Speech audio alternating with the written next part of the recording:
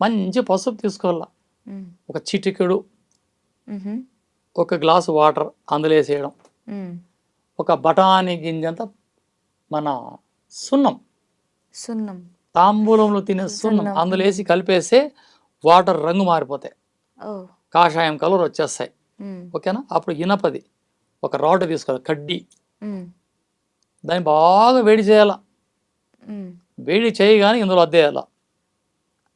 ఆ, ఈ వాటర్ అంతా వేడెక్కుతాయి. ఉమ్, మనకి ఎంత చేతనైతే అన్ని ఆ నీళ్లు తాగాల. ఓకే. ఇప్పుడు రాత్రి భోజనం చేసి నిద్రపోయే ముందరగా ఉమ్, ఉమ్, పొద్దున్నే ఎంటీ స్టమక్ ఉమ్, ఎంత తాగాలి మనం? అరకప్పు చాయ్ కప్పు.